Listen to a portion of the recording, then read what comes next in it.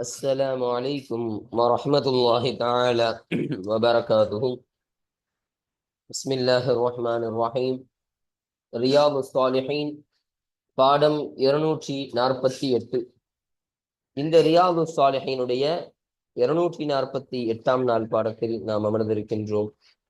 இந்த பாடத்தில் பாபுல் ஹவுஃப் என்று சொல்லப்படக்கூடிய அந்த பாடத்தை குறித்தான செய்திகள், அதில் பதிவு செய்யப்படக்கூடிய ஹதீசுகளை பற்றி நாம் பேசிக்கொண்டிருக்கின்றோம். அல்ஹம்துலில்லாஹ்.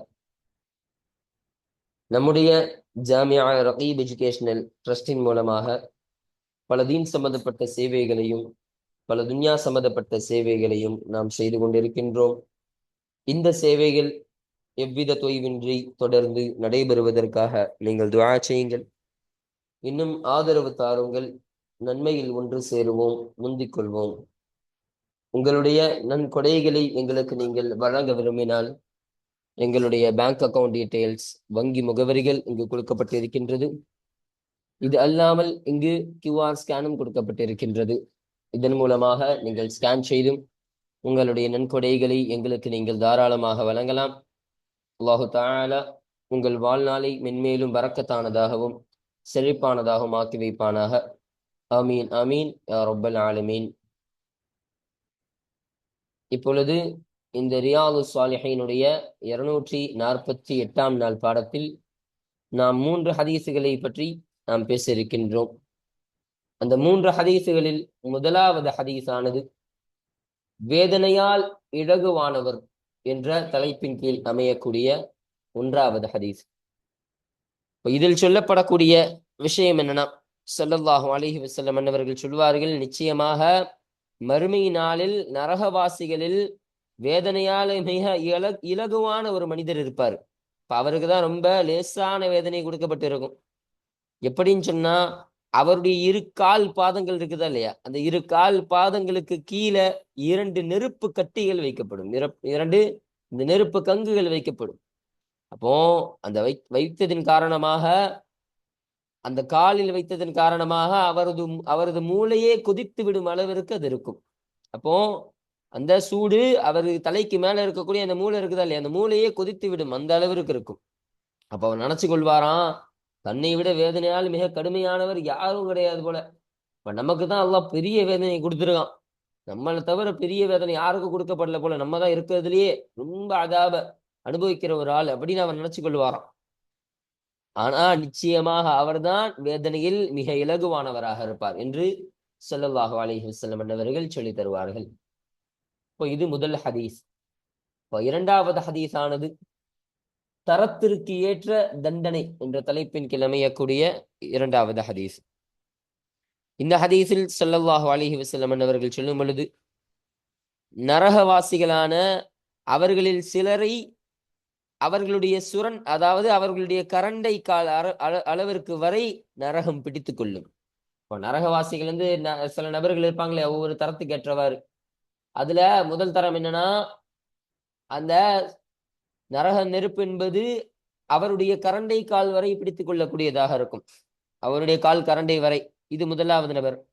2வது நபர் எப்படின்னா, அவருடைய 2 முட்டுக்கால் வரை அந்த நரகம் பிடித்துக் கொள்ளக்கூடியதாக இருக்கும் என்று 2வது நபர். 3வது நபர் அவருடைய இடுப்பு வரையிலும் நரகம் பிடித்துக் கொள்ளக்கூடியதாக இருக்கும் என்று சொல்வார்கள்.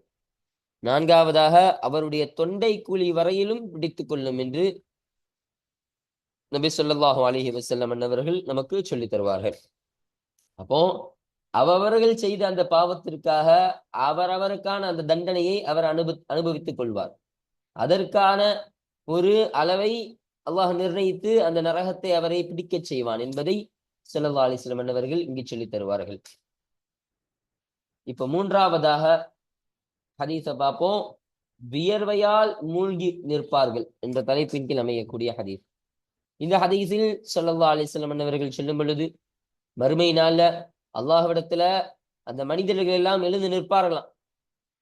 எப்படி எழுந்து நிற்பாங்கன்னா, அந்த சமயத்துல அவர்களில் சிலர் வந்து அந்த அல்லாஹ் மீது அந்த பயம் இருப்பதன் காரணமாக, அல்லாஹ் மீதுள்ள அந்த பயத்தின் காரணமாக தன்னுடைய பாதி காதுகள் வரை வேர்வையால் மூழ்கி நிற்கக்கூடியவர்களாக இருப்பார்கள். அப்போ அவங்க வேர்வையில் அப்படி மூழ்கி நிற்பாங்க. எந்த அளவுனா அவங்களுடைய காதுல இருந்து பாதி, இரு காதுகள் இருக்கா இல்லையா, அந்த இரு காதுகள்ல இருந்து பாதி அளவிற்கு, காலில் இருந்து அந்த பாதி அளவிற்கு வேர்வை வழியும் வரை வடிந்து விடக்கூடிய அந்த நிலையில் அவர்கள் அல்லாஹ்விடத்தில் பயந்தவர்களாக நிற்பார்கள் என்று ஸல்லல்லாஹு அலைஹி வஸல்லம் அவர்கள் இந்த ஹதீஸின் மூலம் நமக்கு சொல்லித் தருவார்கள். அப்போ இங்கு சொல்லப்படக்கூடிய விஷயம் இதுதான்.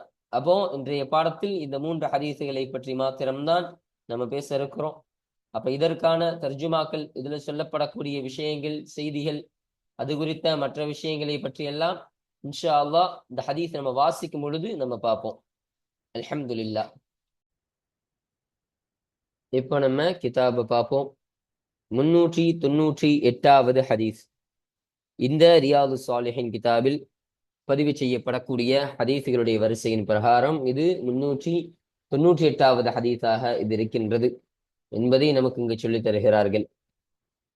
இந்த ஹதீஸானது யாரை தொட்டும் அறிவிக்கப்படக்கூடிய ஹதீஸாக இருக்கின்றது என்றால், வானின் நுஅமான் இப்னு பஷீரின் ரதியல்லாஹு அன்ஹுமா, பஷீர் ரதியல்லாஹு அன்ஹு அன்னவர்களுடைய மகனான நுஅமான் ரதியல்லாஹு அன்ஹு அன்னவர்களை தொட்டும் அறிவிக்கப்படக்கூடிய ஹதீஸாக இந்த ஹதீஸானது இருக்கின்றது என்பதை சொல்லித் தருகிறார்கள்.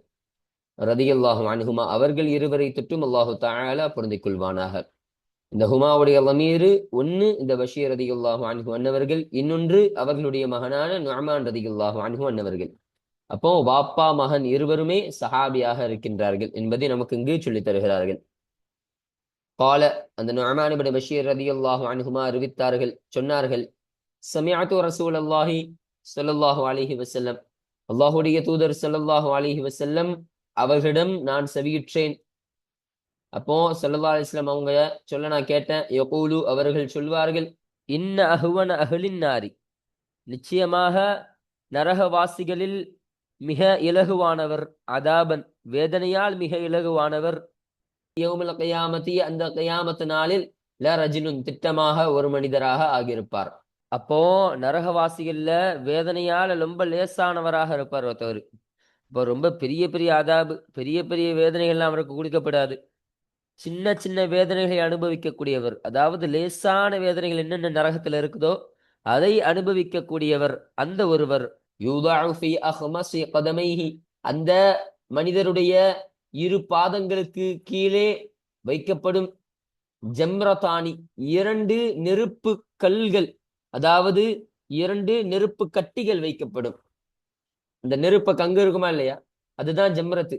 அப்ப ஜம்ரத்தானி 2 நெருப்பு கங்குகள், அந்த கட்டிகள் அந்த மனிதருடைய அந்த காலிற்கு கீழே, அந்த இரு பாதங்களுடைய கீழே வைக்கப்படும் என்று சொல்லித் தருகிறார்கள். அடுத்து சொன்னாங்க, யகலி மின்ஹுமா, அந்த 2 ஜம்ரத், அந்த 2 நெருப்பு கட்டியின் காரணமாக கொதித்து விடும், திமாகுஹு அவருடைய மூளை கொதித்து விடக்கூடியதாக இருக்கும். அப்போ எந்த அளவு சொல்றாங்க பாத்தீங்களா, அந்த பாதத்துக்கு கீழே 2 கங்குகள் வைக்கப்படும் தான். ஆனா அந்த 2 கங்குகளின் காரணமாக அவருக்கு மூளையை சுடக்கூடியதாக, அவர் மூளை கொதிக்கக்கூடியதாக இருக்கும். அப்ப காலு கீழே இருக்குது, மூளை மேல இருக்குது, அந்த மூளை கொதிக்கக்கூடியதாக இருக்கும் என்று ஸல்லல்லாஹு அலைஹி வஸல்லம் சொன்னார்கள். அப்போ அந்த அளவிற்கு அந்த நரகத்தினுடைய அந்த கங்கு, அந்த நெருப்பு கட்டிகள் உஷ்ணமுடையதாக, சூடு மிக்கதாக இருக்கும் என்பதை ஸல்லல்லாஹு அலைஹி வஸல்லம் சொல்லித் தருகிறார்கள். இன்னும் சொல்றாங்க, மாயரா ஒருவரையும் அந்த நபர் கருத மாட்டார், அன்ன அஹதன் நிச்சயமாக ஒருவரையும் பார்க்க மாட்டார், அஷத்து மின்ஹு அதாபன் வேதனையால் அவரை விட கடுமையானவராக ஒருவரையும் அந்த நபர் கருத மாட்டார். அப்போ அவர் என்ன நினைப்பாருன்னா, யாரையுமே அவரை விட ரொம்ப வேதனைப்படுத்தக்கூடிய ஒரு நிலையில, வேதனையால் அவரை விட கஷ்டப்படக்கூடிய ஒரு நபரை அவர் பார்க்கவே மாட்டார். கடுமையான ஒரு வேதனையை அனுபவிக்கக்கூடிய ஒரு நபர் அவர் பார்க்க மாட்டார். இன்னும் சொல்றாங்க, இன்னும் நிச்சயமாக அவரே, இன்னும் நிச்சயமாக அந்த நபரே லஅஹ்வனுஹும் அதாபன் வேதனையால் அதிகம் லேசானவராக இருப்பார். திட்டமாக அவரே மிக அதிகமான லேசான ஒரு வேதனையாக இருக்கக்கூடியவராக இருப்பார் என்று ஸல்லல்லாஹு சொன்னாங்க. அப்போ அவருக்கு அவர் தான் அந்த அதாபுலேயே ரொம்ப லேசான ஒரு அதாபு கொடுக்கப்பட்டவர், அந்த வேதனை ரொம்ப கம்மியான வேதனை கொடுக்கப்பட்டவர். ஆனா அவர் என்ன நினைச்சுப்பாருன்னா, நமக்கு தான் இருக்கிறதுலே வேதனை கூட போல தெரியுது. நம்மளை விட யாருக்கும் கிடையாது. நமக்கு தான் நம்மளை விட யாருக்கும் கடுமையான வேதனை ஒன்றும் கிடையாது. நமக்கு தான் இருக்கிறதுலே கடுமையான வேதனை போல தெரியுது. அவ்வளவு பயங்கரமான வேதனையா இருக்குது இந்த வேதனை அப்படின்னு அவர் நினைக்கக்கூடியவராக இருப்பார். ஆனா மாற்றமான கருத்து என்ன? ஆனா அவர் தான் வேதனையில ரொம்ப கீழே உள்ளவர். மற்றவரை பார்த்து இவர் நினைப்பாரு அவர் வேதனையில ரொம்ப நம்மளை விட ரொம்ப கம்மியானவர், நமக்கு தான் ரொம்ப வேதனை எல்லாம் தந்துட்டா நினைப்பார். ஆனா இவர் தான் ரொம்ப வேதனையில ரொம்ப கம்மியானவர், ரொம்ப குறைவானவர். அவர்கள் ரொம்ப வேதனை அனுபவிக்கக்கூடியவர்களா இருப்பாங்க. அப்படி அவர் விளங்கக்கூடியவராக இருப்பார் என்ற ஒரு செய்தியை ஸல்லல்லாஹு அலைஹி வஸல்லம் அவர்கள் இந்த ஹதீஸின் மூலம் நமக்கு சொல்லித் தருகிறார்கள். முத்தஃபக்குன் அலைஹி. இந்த ஹதீஸானது புகாரி முஸ்லிம் ரஹ்மத்துல்லாஹி அலைஹிமா அவர்கள் இருவரும் இத்திஃபாக் செய்து சேர்ந்து அறிவித்த ஹதீஸாக இந்த ஹதீஸானது அமைகின்றது. இப்போ இதுதான் 398வது ஹதீஸ். அப்போ இந்த ஹதீஸானது இந்த பாடத்திற்கு கீழே பதிவு செய்யப்படுவதற்கான காரணம் என்னன்னு சொன்னா, இங்கு ஸல்லல்லாஹு அலைஹி வஸல்லம் அவர்கள் அந்த நரக வேதனையை பற்றி சொல்றாங்க. அந்த நரகத்தில் இருக்கக்கூடிய ரொம்ப கம்மியான வேதனை என்ன தெரியுதுல, அந்த ரொம்ப வேதனையால ரொம்ப இலகுவான வேதனையே ஒரு அந்த நெருப்பு கட்டிகள் 2 நெருப்பு கட்டிகளை வைக்கப்படும் ஒரு காலில். அந்த காலில் வைக்கப்பட்டுச்சுன்னா அவருடைய மூளை சூடாகக்கூடியதாக, மூளை குதிக்கக்கூடிய ஒரு நிலைமையில இருக்கக்கூடியதாக இருக்கும். அப்ப இதுதான் இருக்கிறதுலே லேசான ஒரு வேதனைன்னு சொன்னாங்க. அப்போ லேசான இப்படி ஒரு வேதனையே அதை அனுபவிக்கக்கூடியவர் நமக்கு தான் மிகப்பெரிய வேதனை போல தெரியுதுன்னு அவ்வளவு அவதிப்படக்கூடியவராக இருப்பார், அவ்வளவு அந்த வேதனையை அனுபவிக்கக்கூடியவராக இருப்பார்னு சிலவாகன்னு சொன்னாங்க.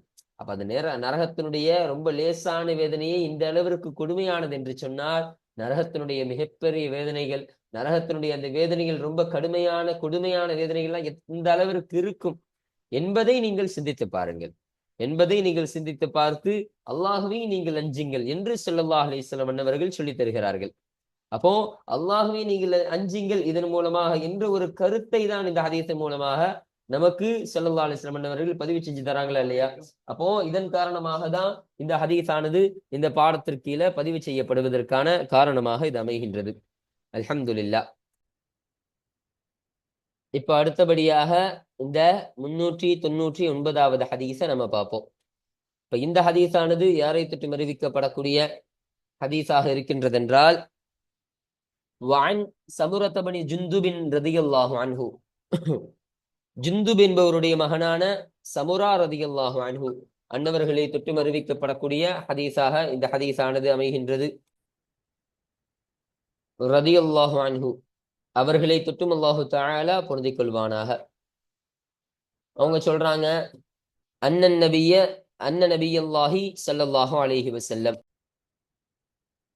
நிச்சயமாக அல்லாஹுடைய நபி ஸல்லல்லாஹு அலைஹி வஸல்லம் அன்னவர்கள் கால அவர்கள் சொன்னார்கள், மின்ஹும் அவர்களில் இருந்தும் உள்ளவர்கள் யாரு, மன் தஅஹுதுஹுன் நாரு நரகம் யாரை பிடிக்குமோ அத்தகையவர்களில் இருந்தும் உள்ளவர்கள், இலா கஅபைஹி அந்த நபருடைய கரண்டை கால் வரை, கஅபைனா இரு கரண்டை கால். அப்ப அந்த காலில கரண்டை இருக்குமா இல்லையா, அந்த இரு கரண்டைகள் வரையிலும் அந்த நரகம் என்பது யாரை பிடிக்குமோ அத்தகையவர்களும் உள்ளவர்களும் இருப்பார்கள். அப்போ அந்த நரகத்துல என்று சில நபர்கள் அந்த கியாமத்து நாளில நிற்கப்படுவார்கள். இப்ப நிற்கப்படும் பொழுது அந்த நரகம் என்பது பிடித்து கொள்ளக்கூடியவராக இருக்கும். எதுவரையிலும் சில நபருக்கு அந்த கரண்டை கால் வரையிலும் பிடித்து கொள்ளக்கூடியதாக இருக்கும். அப்போ அந்த நரகம் என்பது காலிலிருந்து கரண்டை வரைக்கும் சில நபருக்கு சுடக்கூடியதாக, அந்த நரகத்தினுடைய அந்த உஷ்ணம் அந்த வேதனை இருக்கக்கூடியதாக இருக்கும் என்று சொல்லித் தருகிறார்கள்.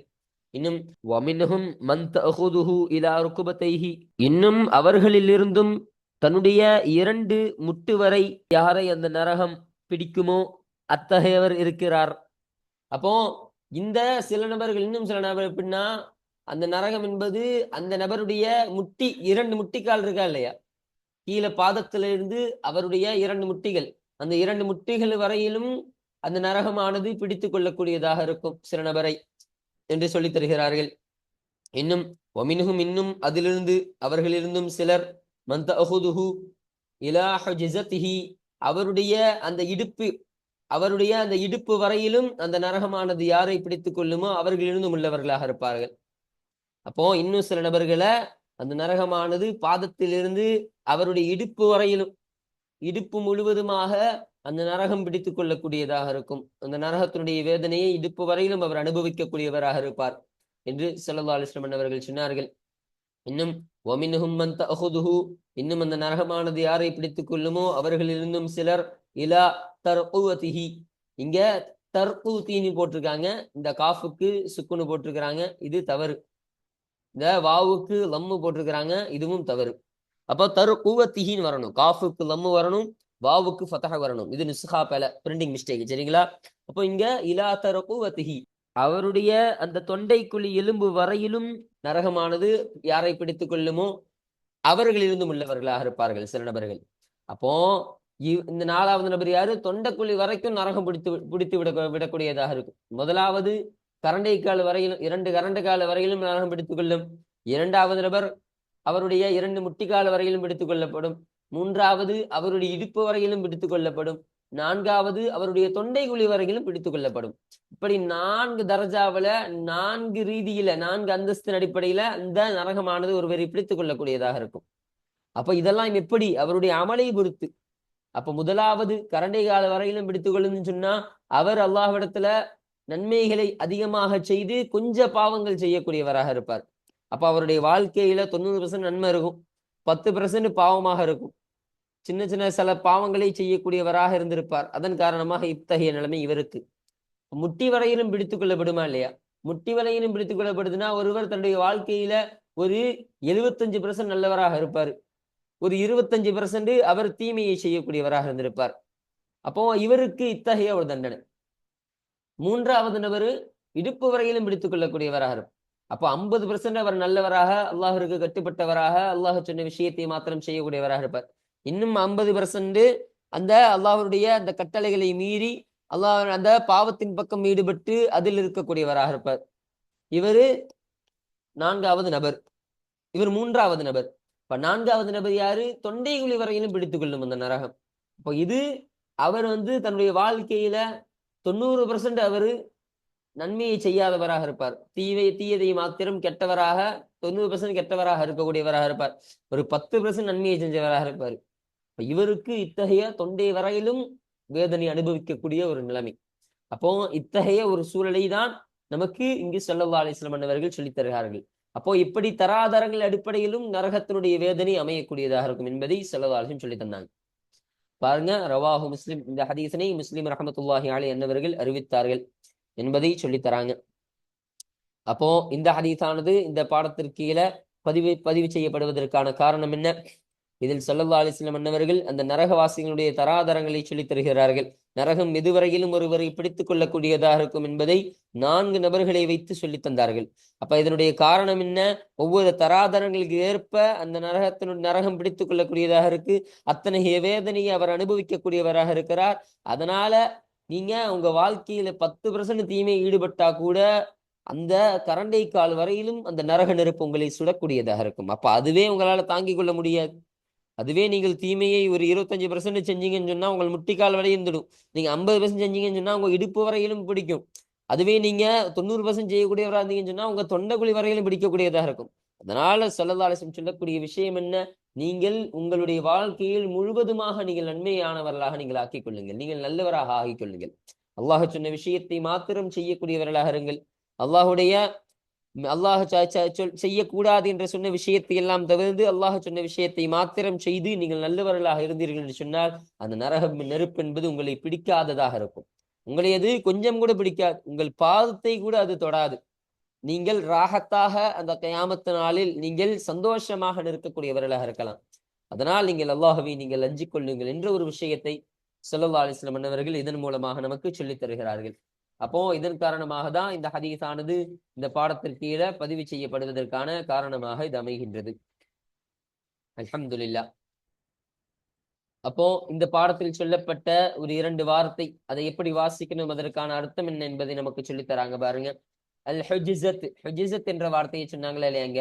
அப்ப அதற்கான அர்த்தம் என்ன? மஅகிதுல் இஸாரி தஹத சுர்ரத்தி.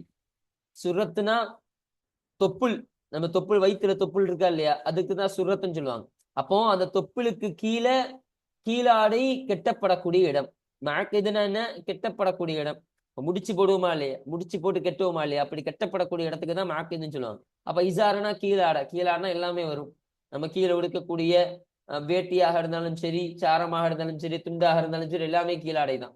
அப்ப அந்த ஆடையை நம்ம கரெக்டா கெட்டுவோமா இல்லையா, அப்போ அந்த இடுப்புல கரெக்டா கெட்டுவோமா இல்லையா, அந்த கட்டப்படக்கூடிய அந்த இடத்துக்கு தான் இடுப்பு என்று நம்ம சொல்றோம். அப்ப அந்த அர்த்தத்திற்கு இது வரக்கூடியதாக இருக்கும் என்பதை இங்கு நமக்கு சொல்லித் தராங்க.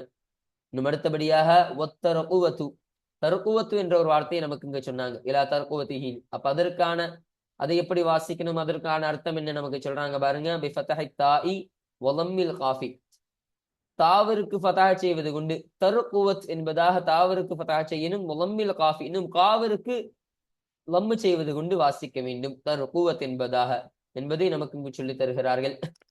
இப்ப இதற்கான அர்த்தம் என்ன? ஹிய அதுவாகிறது, அல் அகுமு எலும்பாக இருக்கு, ஒரு எலும்பு பகுதியாக இருக்கு. அல்லது எத்தகையது?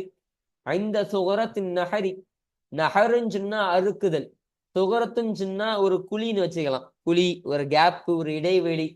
அப்போ அறுக்கக்கூடிய அந்த அறுப்பதற்கான அறுக்கதலுடைய அந்த குழிப்பகுதி, அந்த இடைவெளி உள்ளதுடைய ஒரு பகுதியாக இருக்குமே, அத்தகைய ஒரு எலும்பு. அப்போ ஒரு எலும்பு, அது அறுக்கப்படக்கூடிய பகுதி. அது நம்ம தொண்டை கீழே இங்க அறுப்போமா இல்லையா, இதுதான் அறுக்கப்படக்கூடிய பகுதி. இப்போ இந்த பகுதியில இருக்கக்கூடிய ஒரு எலும்பு, அந்த எலும்பிற்கு தான் என்னது தரக்குவத் என்பதாக சொல்லுவோம் என்பதாக சொல்றாங்க. இன்னும் பாருங்க, ஒளில் இன்சானி, இன்னும் மனிதருக்கு உண்டு தரக்குவத்தானி, 2 தரக்குவத் என்பது உண்டு. ஃபி ஜானிபையின் நஹரி, அறுக்கப்படும் விடமான தொண்டை குழியின் 2 புறத்தில் இருக்குமே, அந்த இடத்தில் 2 தர்க்குவத் என்பது இருக்கக்கூடியதாக இருக்கும். 2 தொண்டை குழி உண்டு. அப்போ நடுத்தொண்டையின் கீழ்ப்பகுதியில தொட்டு பார்த்தா தொண்டை குழியில் 2 எலும்பு இருக்குமே, அந்த எலும்பிற்கு தான் தொண்டகுழி என்பதாக சொல்வோம். அதற்கு தான் தர்க்குவத் என்பதாக அர்த்தம் வரக்கூடியதாக இருக்கும் என்பதை நமக்கு இங்கு அருமையாக சொல்லித் தருகிறார்கள். அப்போ இந்த ஹதீஸ நம்ம பார்த்தாச்சு. இப்போ அடுத்தபடியாக இந்த 400வது ஹதீஸை நம்ம பார்ப்போம். இப்ப இந்த ஹதீஸானது யாரை தொட்டு அறிவிக்கப்படக்கூடிய ஹதீஸாக இருக்கின்றது என்றால், வான் இப்னு உமர ரலியல்லாஹு அன்ஹுமா, சையதுனா உமர் ரலியல்லாஹு அன்ஹு அன்னவர்களுடைய மகனான அப்துல்லாஹ் இப்னு உமர் ரலியல்லாஹு அன்ஹுமா அன்னவர்களை தொட்டும் அறிவிக்கப்படக்கூடிய ஹதீஸாக இருக்கின்றது. ரலியல்லாஹு அன்ஹுமா அவர்கள் இருவரை தொட்டும் அல்லாஹு தஆலா பொருந்திக் கொள்வானாக. அந்த ஹுமாவுடைய லமீர் ஒன்னு சையதுனா உமர் ரலியல்லாஹு அன்ஹு அன்னவர்கள், இன்னொன்று அவர்களுடைய மகன் அப்துல்லாஹ் ரலியல்லாஹு அன்ஹு அன்னவர்கள். அவங்க சொன்னாங்க, அன்ன ரசூலுல்லாஹி ஸல்லல்லாஹு அலைஹி வஸல்லம், நிச்சயமாக அல்லாஹ்வுடைய தூதர் ஸல்லல்லாஹு அலைஹி வஸல்லம் அன்னவர்கள், கால அவர்கள் சொன்னார்கள், யகூமுன் நாசு மக்கள் எழுந்து நிற்பார்கள், லிரப்பில் ஆலமீன அகிலத்தார்களுடைய ரப்பிடத்தில் அந்த மக்கள் எழுந்து நிற்பார்கள். இப்ப மறுமை நாள் எழுந்து நிற்பார்களாம். ரப்புல் ஆலமீனா அல்லாஹ்விடத்தில், அல்லாஹ்வின் பக்கம் அந்த மக்கள் எல்லாம் எழுந்து நிற்கக்கூடியவர்களாக இருப்பார்கள். ஹத்தா எதுவரை என்று சொன்னால், யகீப அஹதுஹும் அவர்களில் ஒருவர் மூழ்கிக் கொள்வார், ஃபீ ரஷ்ஹிஹி அவருடைய வேர்வையில் அவர்களில் ஒருவர் மூழ்கிக் கொள்ளும் வரையிலும் அவர்கள் அந்த மக்களாகிறவர்கள் எழுந்து நிற்பார்கள். இலா அன்சாஃபி உதுனைஹி அவரின் 2 காதுகளின் நடுப்பகுதிகள் வரை, தன்னுடைய வேர்வையில் அவர்களில் ஒருவர் மூழ்கி கொண்டிருக்கக்கூடிய நிலையில் இருக்கக்கூடியவராக இருப்பார். அப்படி மக்களாகிறவர்கள் எழுந்து நிற்பார்கள்.